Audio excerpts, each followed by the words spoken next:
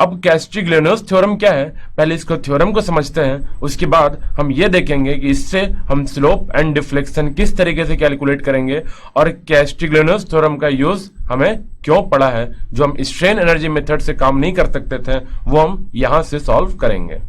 तो देखिए ये हमारा कैस्टिग्लियानोस का थ्योरम है और थ्योरम क्या बताता है कि for linearly elastic material means एक ऐसा मटेरियल जो हुक्स लॉ को फॉलो करे, that is linearly elastic material, the first partial derivative of total strain energy with respect to load gives the deformation in the direction of load.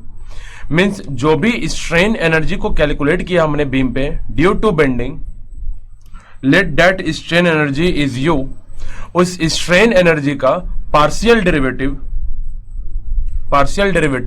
with respect to load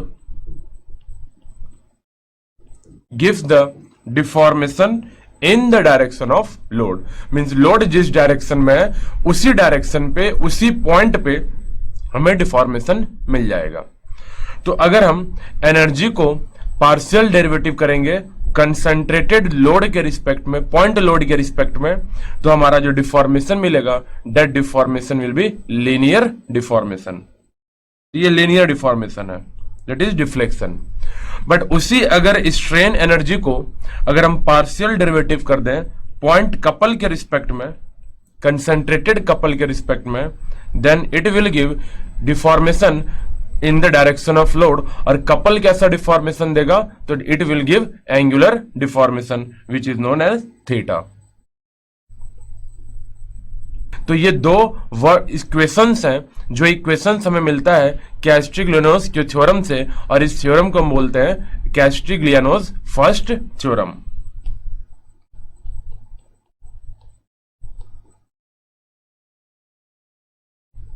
this is Castigliano's first theorem. तो आपको यह ध्यान रखना है कि energy का partial derivative point load के respect में डिफ्लेक्शन देगा और एनर्जी का पार्शियल डेरिवेटिव कपल के रिस्पेक्ट में हमें स्लोप देगा। और कहां पे देगा, तो जहां पे लोड है उसी के डायरेक्शन में मिलेगा। अब देखें कि इससे हमने लास्ट प्रॉब्लम हमने एनर्जी से सॉल्व किया था कि अगर एक बीम है कैंटिलीवर बीम जिसका लेंथ L और उस पे पॉइंट लोड W हो फ्री एंड पे, तो इस बीम का एनर्जी हमने कैलकुलेट किया and that energy is equal to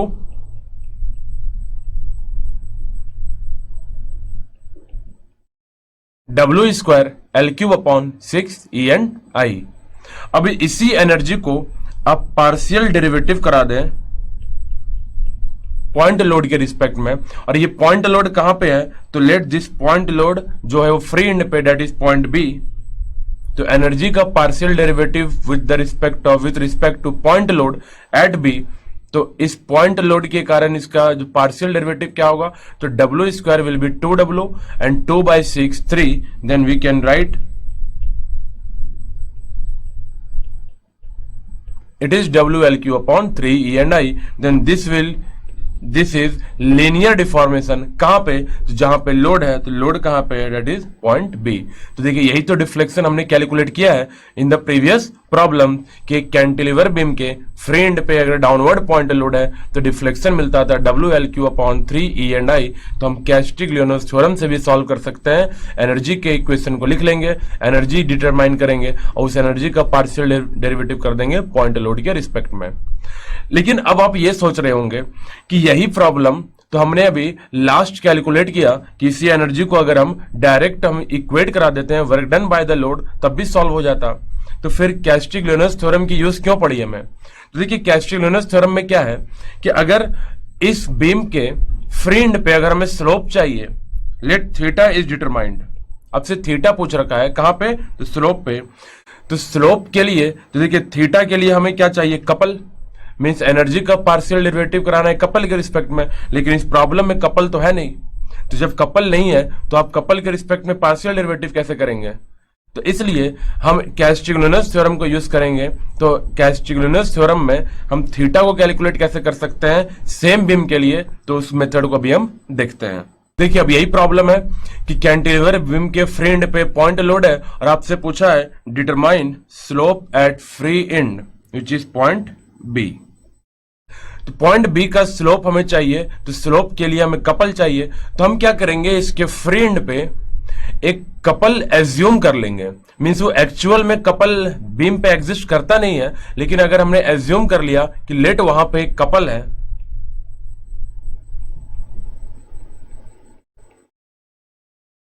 like this, एक concentrated couple, then we will calculate bending moment at X, क्योंकि हमें सबसे पहले तो एनर्जी डिटरमाइन करना होगा।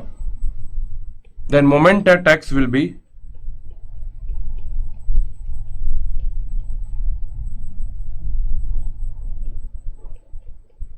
Minus W X minus M. तो आप एनर्जी कैलकुलेट कर सकते हैं, it is integrating 0 to L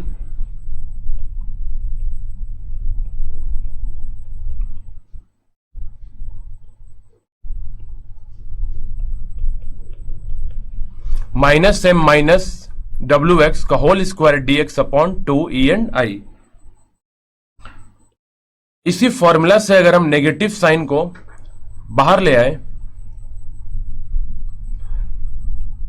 integrating 0 to L, तो देखिए 2 ई आई भी कांस्टेंट है, तो let it is minus 1 upon 2 E and I. तो ब्रैकेट में क्या आ जाएगा, it is W X plus M, क्योंकि मैंने माइनस को कॉमन ले लिया है। तो जब डब्ल्यू एक्स प्लस एम लिखेंगे आप, तो डब्ल्यू एक्स प्लस एम का होल स्क्वायर, तो इसको हम ए प्लस बी के होल स्क्वायर के फॉर्म में लिख सकते हैं। और अगर आप ए प्लस बी के होल स्क्वायर के फॉर्म में लिखें, then we will get A square that is W X square, तो W square X square plus B square is M square plus 2ab that is 2 into m into wx dx। अगर आप अब इसको integrate करेंगे तो हमें result मिलेगा W square X cube upon 3 plus M square X plus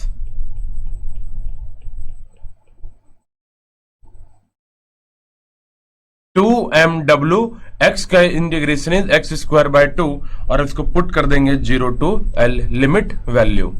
तो जहां जहां x है उसको हम रिप्लेस कर दें अगर L से, देन वी विल गेट, और माइनस से अगर प्रोडक्ट कराते जाएं तो हमारा रिजल्ट आ जाएगा। तो ये इक्वेशन बना। तो अगर इस इक्वेशन को आप देखें तो जो हमारा एनर्जी का इक्वेशन बन रहा है, it is 1 upon 2 E I bracket minus W square L Q upon 3 minus M square L and minus M W L square. अब जब ये रिलेशन आप लिख लिए हैं तो यहां पे हम देख सकते हैं कि जो एनर्जी है उस एनर्जी को अगर हम पार्शियल डेरिवेटिव करा दें, किसके रिस्पेक्ट में, तो कपल के रिस्पेक्ट में। तो इस एनर्जी को जो आप पार्शियल डेरिवेटिव कराएंगे कपल के रिस्पेक्ट में, तो आपको स्लोप मिल जाएगा। This is U and partial derivative of energy with respect to couple, और कपल कहां का, तो फ्री एंड का, that is M B. Then we will get, देखिए minus W square L Q upon 3, ये क्या है, कांस्टेंट है। अगर ये कांस्टेंट है then it's partial derivative will be 0 minus M square L का partial derivative will be 2ml and mwl square का partial derivative will be